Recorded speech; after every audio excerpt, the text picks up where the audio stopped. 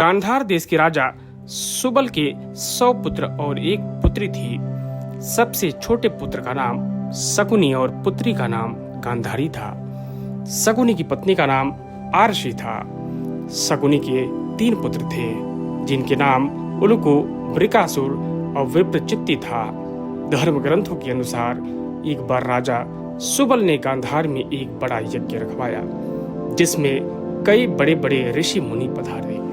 तभी यज्ञ में मौजूद एक ऋषि ने राजा सुबल को गांधारी के बारे में एक ऐसी बात बताई जिसे सुनकर राजा सुबल अपनी पुत्री को लेकर चिंतित हो उठे।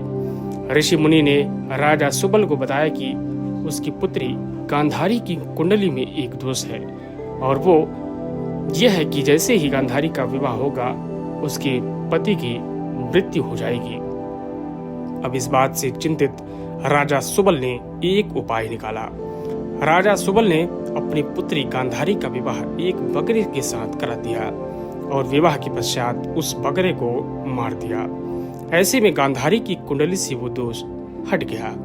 जब गांधारी की शादी के लिए धृतराष्ट्र का रिश्ता आया तो शकुनी को यह जरा भी पसंद नहीं था। शकुनी का मत था कि धृतराष्ट्र जन्मांध है, यानी जन्म से ही अंधे हैं और उनका सारा राजपाट तो उनका भाई पांडु ही देखता है। शकुनी ने अपना मत दिया, पर होनी को कौन टाल सकता है। गांधारी का विवाह धृतराष्ट्र से हुआ और वो हस्तिनापुर आ गई। मगर किस्मत का खेल न जाने कहां से धृतराष्ट्र और पांडु को गांधारी की कुंडली और प्रथम विवाह का पता चल गया। दरअसल धृतराष्ट्र को यह ज्ञात हो चला था कि उसकी पत्नी गांधारी का उससे पहले भी एक विवाह हो चुका है। धृतराष्ट्र को इस विश्वासघात से इतना क्रोध आया कि उसने गांधार के संपूर्ण राज परिवार को बंदी बना डाला और उन्हें एक दिन का खाना केवल एक मुट्ठी अनाज ही देता था, जो कि एक व्यक्ति के लिए भी पूरा न था। हाँ, मगर उस एक मुट्ठी अनाज से किसी एक व्यक्ति की जान जरूर बच सकती थी। अब राजा सुबल ने ये तो तय किया कि जो एक दिन का अनाज आ रहा है उसे किसी एक व्यक्ति को ही खाने को दिया जाए ताकि उसके वंश में कोई एक तो जीवित बच सके। मगर वो इस अनाज को देने के लिए किसे चुने। इसके लिए राजा सुबल ने बंदरी गृह में मौजूद उसके पूरे परिवार को एक कार्य सौंपा। राजा सुबल ने अपने परिवार को एक हड्डी दी और एक धागा दिया और एक एक कर सभी को बोला कि इस धागे को बिना छुए एक छोर से दूसरे छोर तक लेके जाओ। इस कार्य में सभी विफल रहे, मगर शकुनी ने यह कार्य कर दिखाया।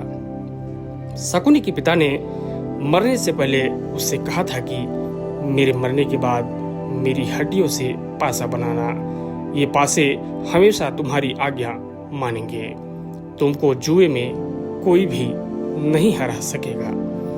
शकुनी ने अपने आंखों के सामने अपने भाइयों पिता को मरते देखा। शकुनी के मन में धृतराष्ट्र के प्रति गहरी बदले की भावना थी।